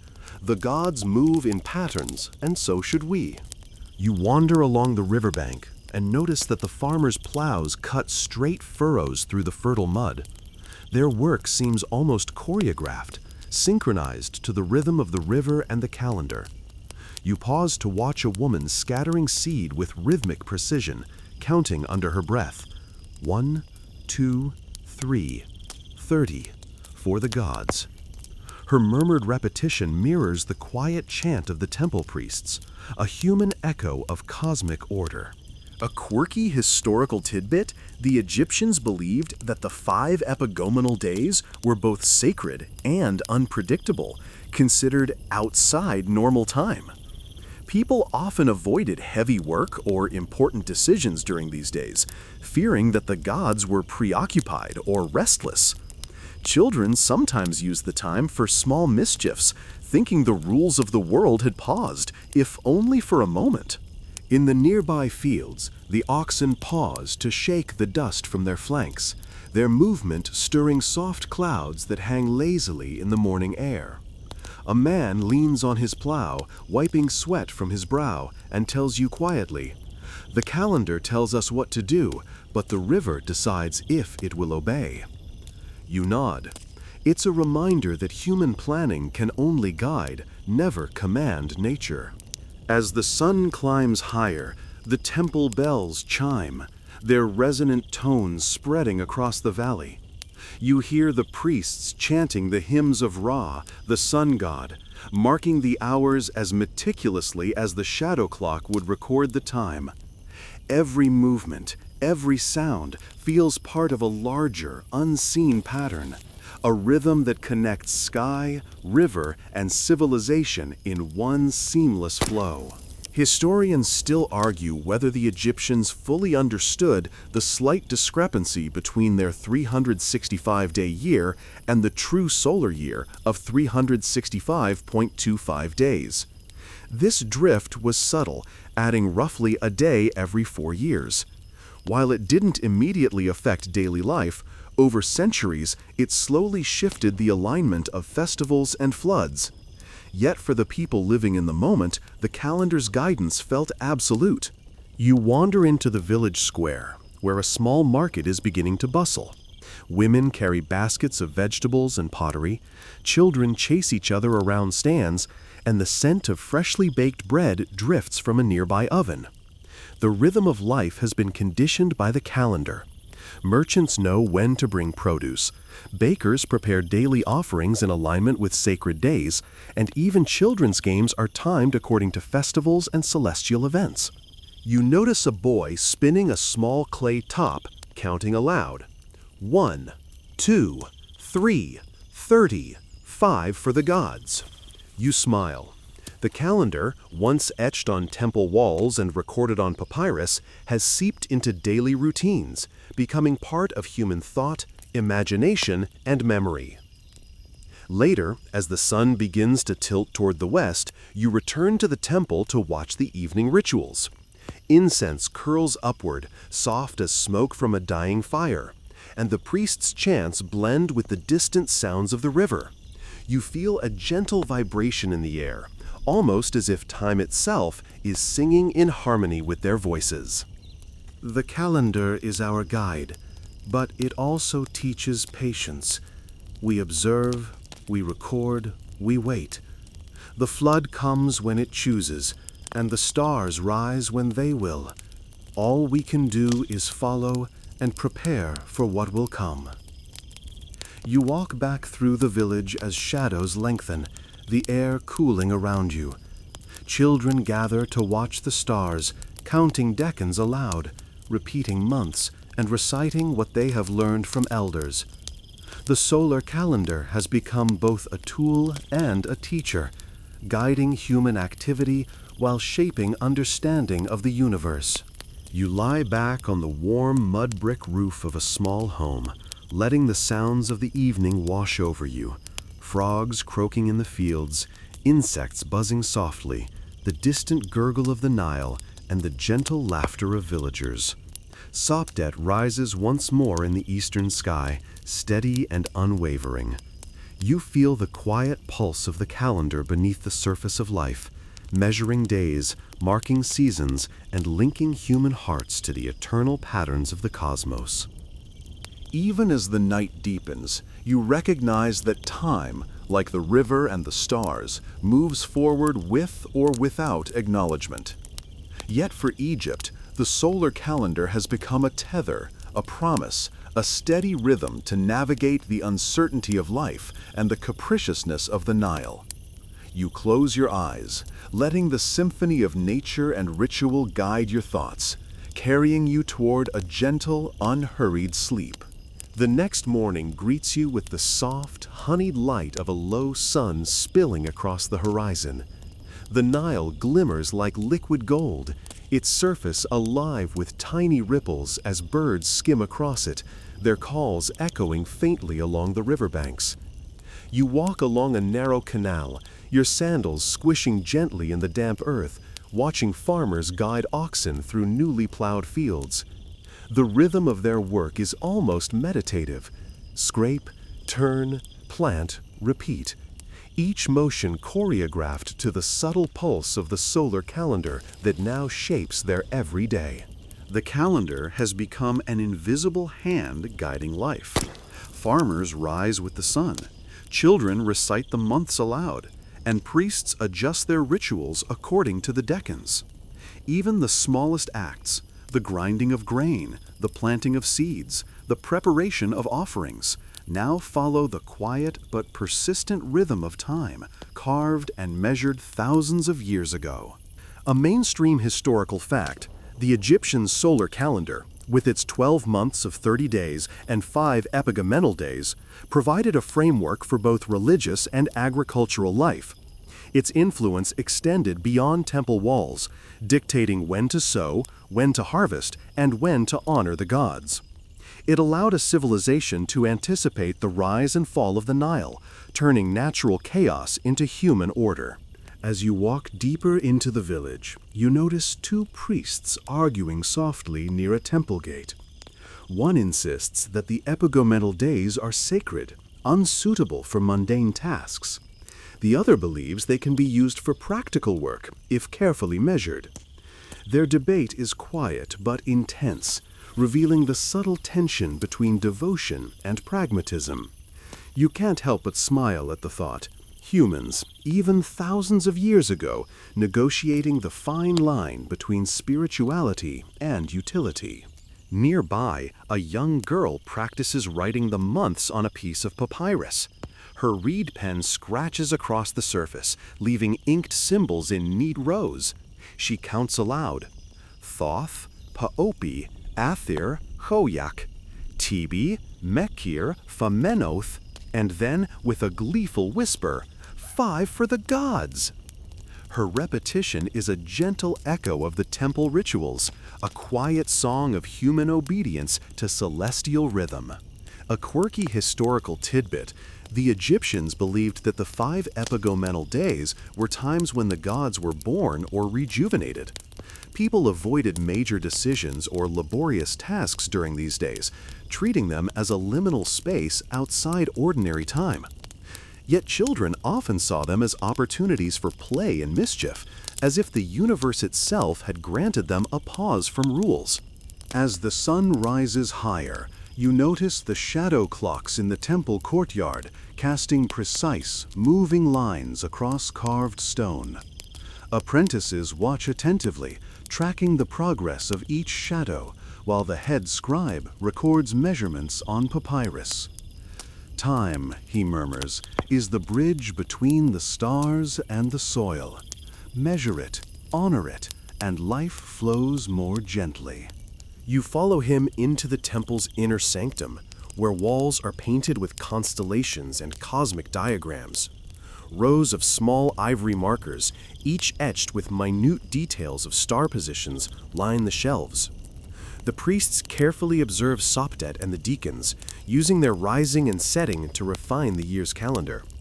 The work is precise, almost obsessive, and yet there's a quiet elegance in the methodical repetition. Historians still argue about how sophisticated these observations truly were. Some claim that Egyptian astronomers simply tracked visible patterns, while others suggest they approximated the solar year with remarkable accuracy, achieving results that would influence later civilizations. Either way, the devotion to measurement and observation is undeniable, a blend of science, art, and faith. Outside, the village hums with activity. Children chase each other along narrow streets. Merchants arrange goods in stalls, and women pound grain into flour with rhythmic precision. The calendar has become the silent conductor of this orchestra, marking when and how life should unfold. Even small disputes, the timing of work, the allocation of water, are mitigated by reference to the solar year, a structured anchor amidst the unpredictability of the Nile. You pause at the river, watching a small reed boat drift lazily. A man leans over, adjusting the rudder with care. "The calendar tells us when to plant," he says, his voice soft, "but the river decides if we succeed." His words are a reminder. Human order is powerful, but it can never fully command nature. Later, as the day warms and shadows lengthen, you sit beneath a tamarisk tree, listening to the faint chants of the temple priests. Their voices rise and fall in a slow, hypnotic rhythm, blending with the hum of insects, the calls of birds, and the soft lap of water along the canal. Everything feels measured, yet alive, a civilization synchronized with both earth and sky. A young priest joins you, carrying a small tablet covered with ink marks and celestial diagrams. The calendar is more than days and months, he explains. It is a guide, a teacher, a reflection of the divine. Each calculation, each observation is a conversation with the universe. You nod, realizing that what began as a practical tool has become a philosophical framework, teaching patience, observation, and humility. As evening falls, the sky deepens to indigo, and the first stars blink awake. Sopdet rises steadily in the east, her light mirrored in the gentle ripple of the Nile. You feel a profound calm settle over the valley. The calendar continues its quiet work, shaping human life and thought, guiding the rhythm of labor and worship alike. You lie back on the warm earth, listening to the soft chorus of night. Frogs, crickets, distant laughter, the faint drip of a water clock.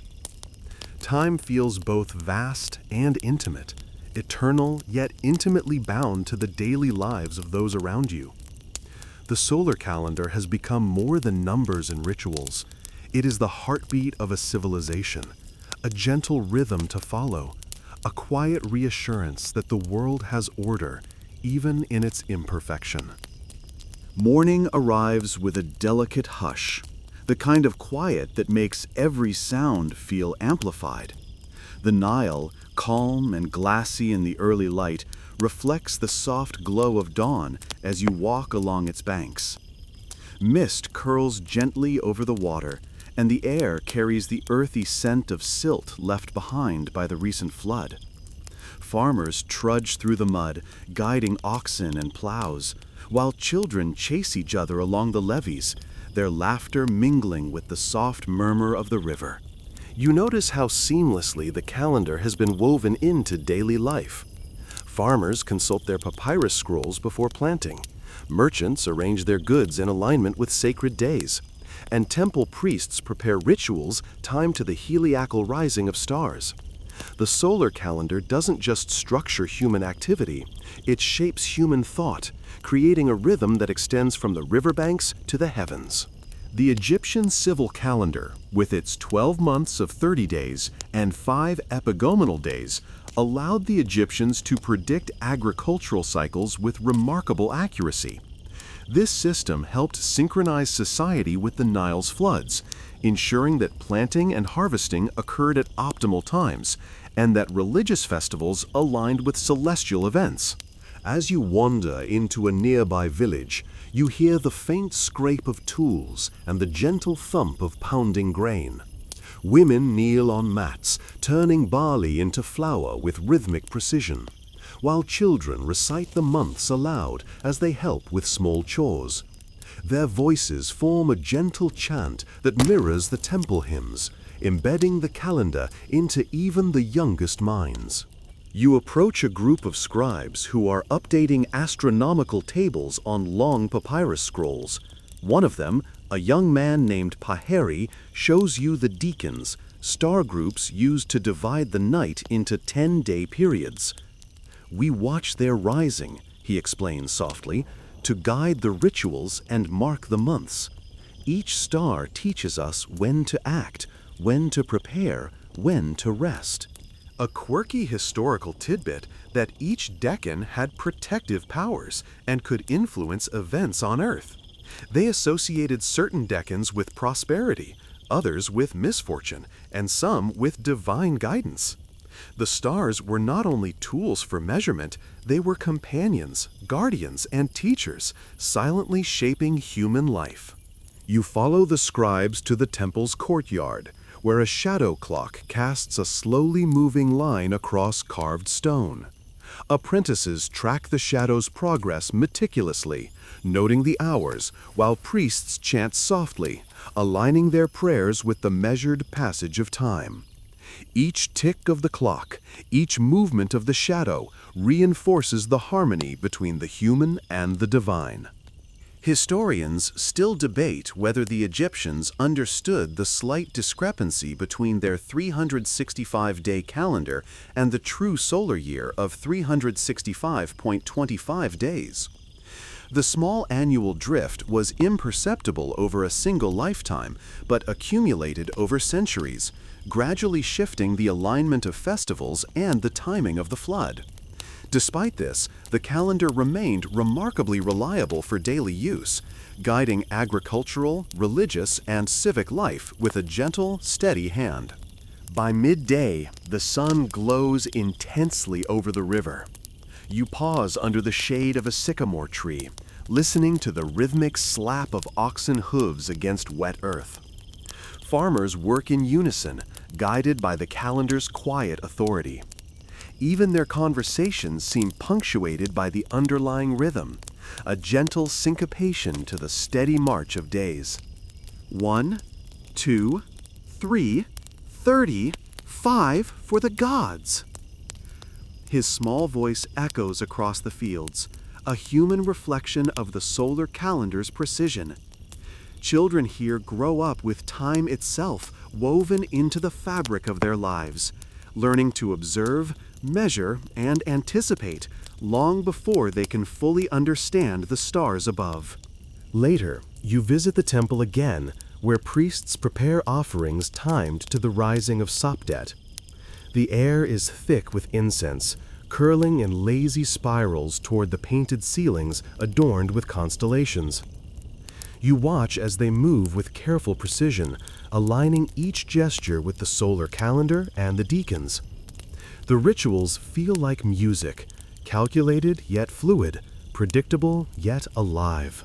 We follow the stars, we follow the river, and we follow the calendar. Time is a guide, not a master. You nod, realizing that for the Egyptians, understanding time is both a practical skill and a spiritual practice, a quiet meditation on the nature of order and impermanence. As evening falls, the sky deepens to indigo. Sopdet rises in the east, steady and luminous, her light mirrored in the rippling waters of the Nile. The village hums with activity. Children chase fireflies, women complete chores, and men repair tools in the fading light. Everything is measured, aligned, and harmonized, flowing in accordance with a rhythm older than the tallest temple or the widest river bend. You recline on a warm mud brick roof, listening to the night. Crickets chirping, frogs croaking softly, the distant lap of water against boats. The solar calendar continues its quiet work, shaping lives, guiding thought, and linking human activity to the eternal patterns of nature. It is a steady pulse beneath the surface of everyday life, a rhythm that will outlast generations, silently marking the passage of time while humans dream, work, and worship under the same timeless sky. Dawn seeps slowly over the horizon, spilling soft light across the fertile Nile Valley. You step out onto the levee, feeling the cool dampness underfoot as mist hovers above the water. The river glints silver, reflecting the sky's pale pink and gold, and the smell of wet earth fills your lungs. Farmers are already moving through the fields, guiding oxen through rich mud, their rhythmic chants blending with the distant croak of frogs. The calendar's quiet influence hums beneath every movement, guiding planting, harvesting, and prayers alike. The solar calendar is no longer just a priestly tool. It has become the very pulse of daily life. Children recite the months. Merchants arrange their goods around sacred days, and temple scribes diligently record astronomical observations. You can see how deeply this rhythm shapes the society, threading human activity into a steady cycle alongside the Nile's ebb and flow. A mainstream historical fact, the Egyptians divided the year into three primary agricultural seasons: Akhet, flood; Peret, planting; and Shemu, harvest. Each season had 4 months of 30 days, plus 5 epagomenal days to honor the gods.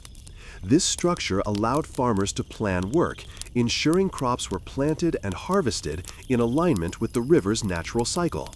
You notice a group of priests in the temple courtyard adjusting the shadow clock, its long line of stone marking hours with painstaking precision. An apprentice counts the minutes as the shadow slides across carved divisions, while another records the observation on papyrus. Time, the head priest says softly, is not ours to bend. We watch, we measure, we learn. During the 5 epagomenal days, Egyptians believed that the gods, Osiris, Horus, Seth, Isis, and Nephthys, were born. Ordinary rules of labor and time were suspended, making these days a liminal space in which both sacred rituals and small acts of play could occur. Children sometimes delighted in the subtle chaos, playing with clay figurines or racing along streets, taking advantage of days considered outside normal time. You wander through a bustling village market where merchants carefully note which days are suitable for sales and which are dedicated to religious observances. Women carry baskets of vegetables and pottery, chatting quietly, while children mimic the priest's chants or count months aloud. Even leisure has been subtly shaped by the calendar, teaching order in ways almost imperceptible but profoundly embedded in daily life.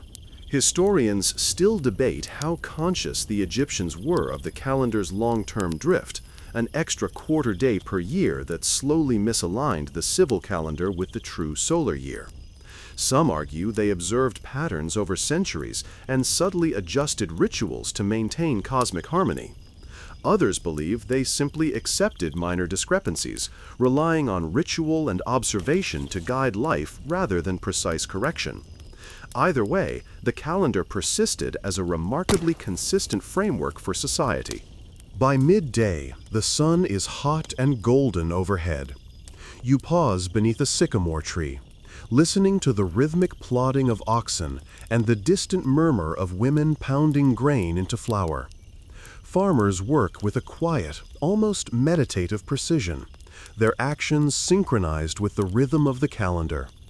Every gesture, from planting to watering, seems measured against an invisible pulse, each step both deliberate and instinctive. You visit the temple once more, entering a quiet chamber where priests carefully observe the rising of Sopdet. They record her exact position, compare it with prior observations, and adjust future schedules accordingly. Even a star, one priest whispers, must be watched patiently if you wish to learn its rhythm.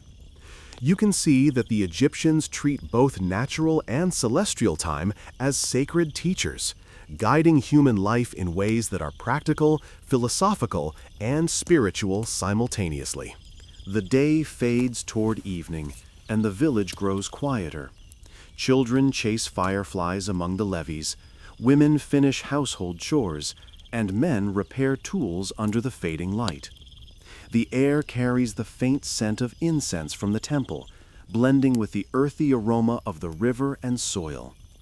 Everywhere you look, the rhythm of the solar calendar underpins human action, structuring life in harmony with the eternal patterns of the Nile and sky.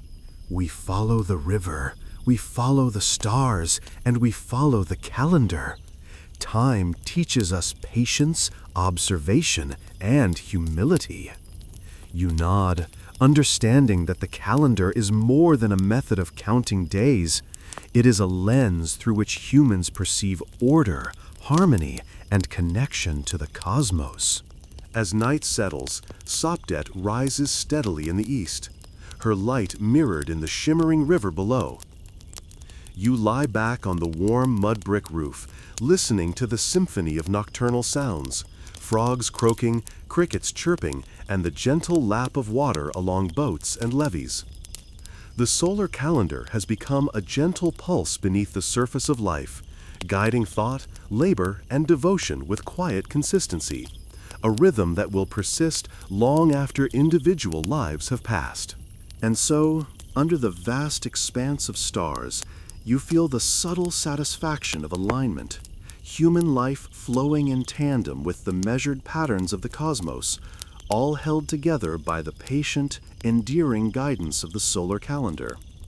Its influence is invisible, yet omnipresent, a quiet heartbeat beneath the daily toil and wonder of ancient Egypt.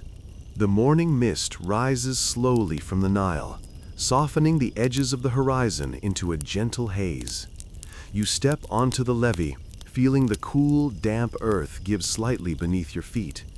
The river glimmers silver, reflecting the pale light of dawn, while birds skim across its surface in quiet arcs.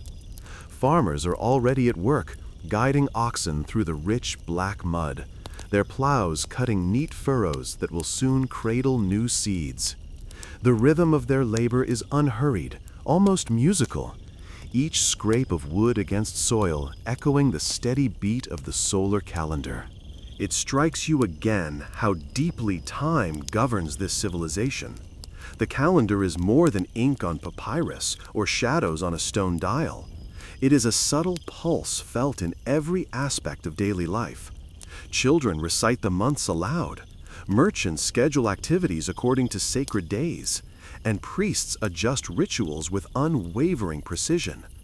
Life flows in tandem with this invisible guide, and for the first time, you realize that without it, much of this harmony would unravel. A mainstream historical fact: the Egyptians used the heliacal rising of stars, particularly Sopdet, to align their calendar with the solar year. This observation allowed them to predict the Nile's annual flood and coordinate agricultural and religious events.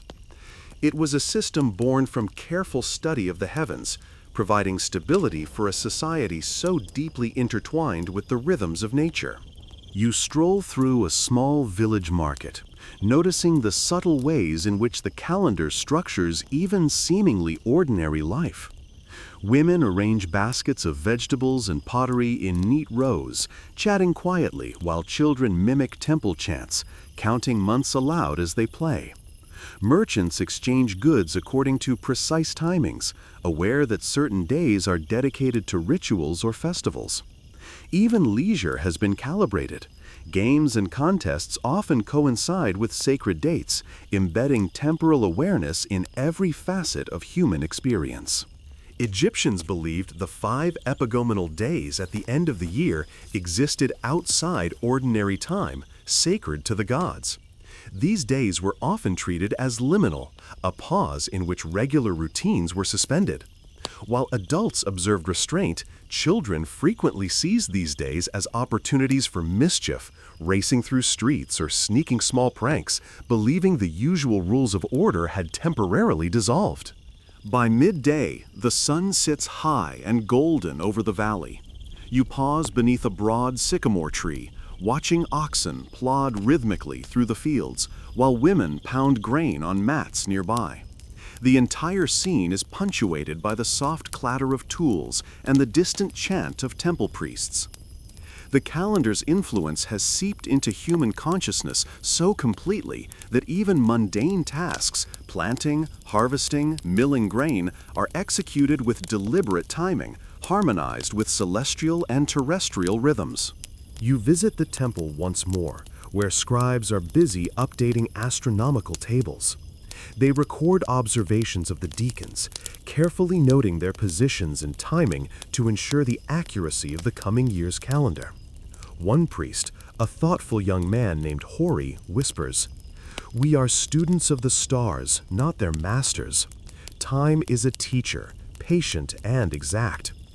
You realize that, for the Egyptians, observing time is both a practical and spiritual exercise, bridging human action and cosmic order.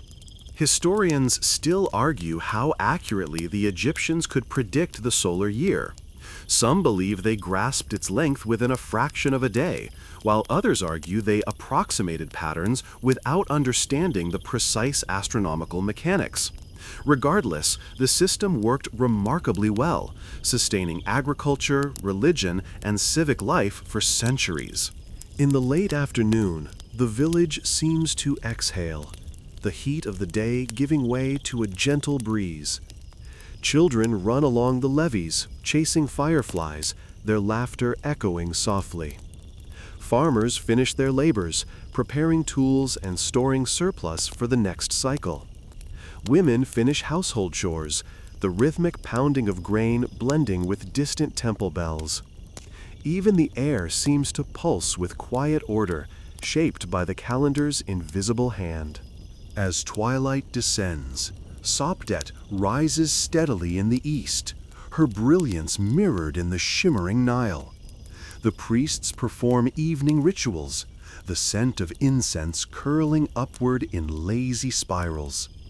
Their chants, measured and serene, synchronize with the passage of shadow across the courtyard, reinforcing the harmony of time, heaven, and earth. A young apprentice whispers to you, "The calendar is more than counting days. It teaches patience, observation, and respect for life's patterns." You nod, seeing how every layer of society, from scribes to farmers to children, is connected through this gentle rhythm. Finally, as darkness deepens, you recline on a mud brick roof, listening to the symphony of night, crickets chirping, frogs croaking, and the faint lap of water against the levees. The solar calendar continues its quiet work, structuring human life and thought, linking earth to sky, labor to ritual, and past to future. It is the heartbeat of a civilization, persistent and reliable, a quiet pulse that has endured for millennia, guiding life with gentle inevitability. The first hints of dawn creep across the Nile once again, painting the water in soft hues of rose and gold. You walk along the levee, feeling the damp earth press against your feet, the cool mist clinging to your skin. The river glistens quietly, reflecting the waking sky, and the rhythmic croak of frogs mingles with the distant calls of birds returning to their nests.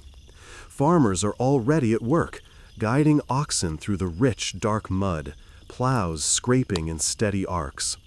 It is another day, flowing seamlessly into the next, governed by the enduring pulse of the solar calendar.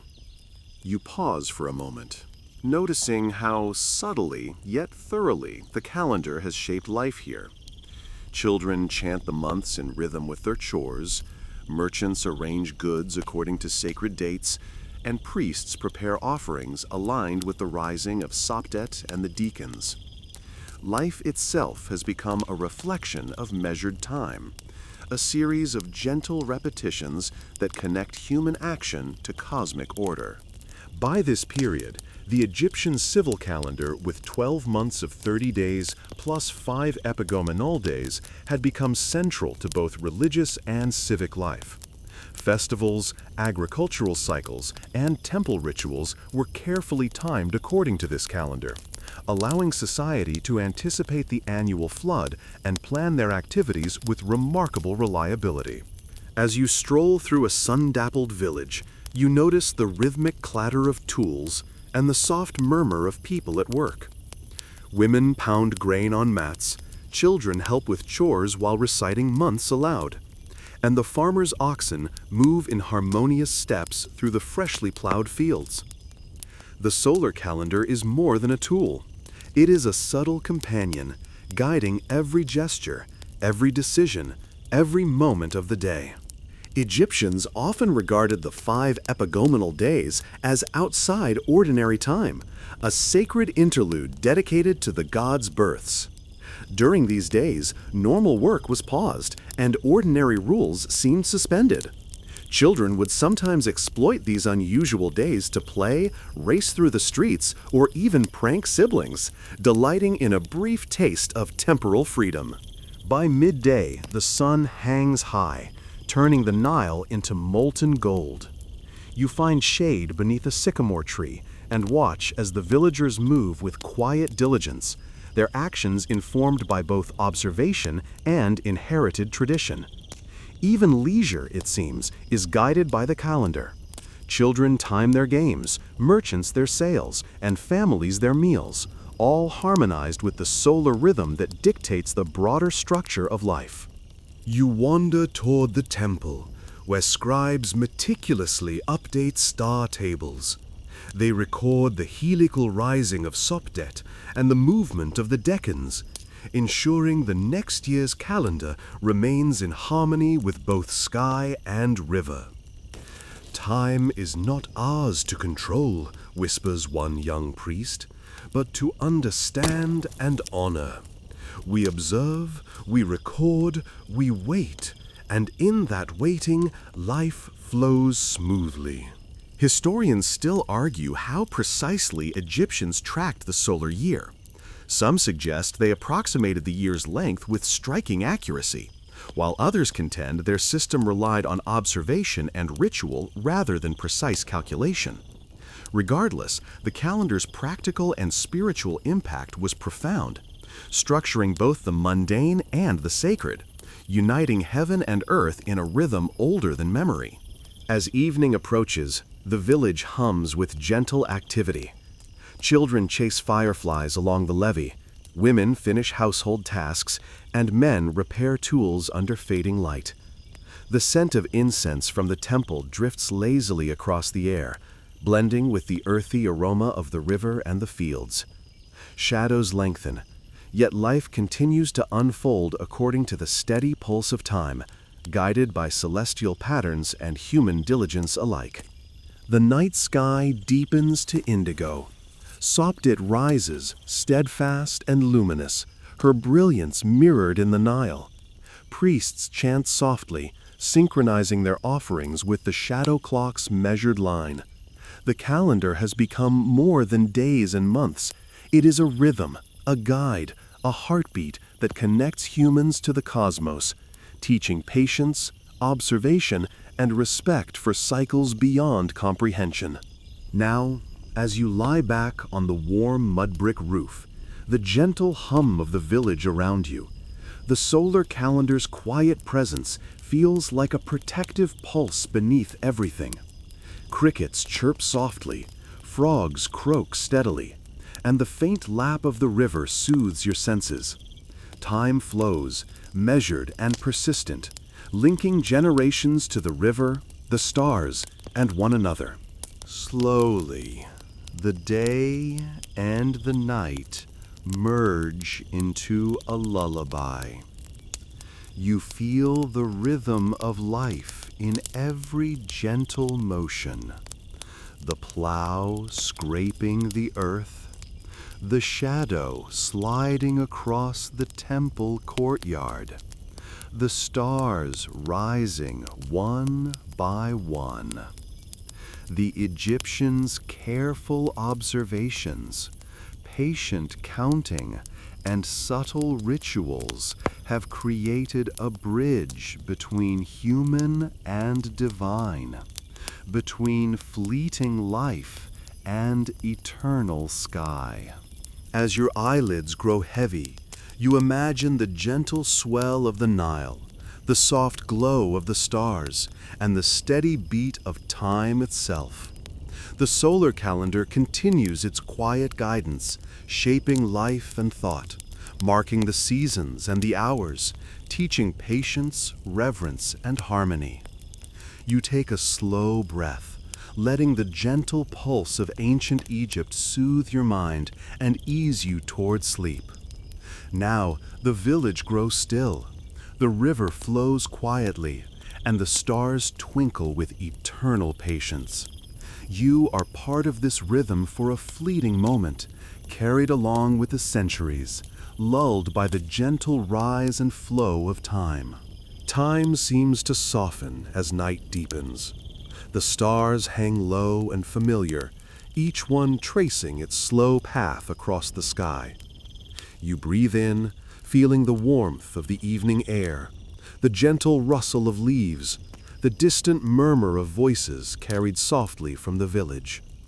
Every sound blends into a calming rhythm, an echo of the solar calendar that has guided Egypt for generations.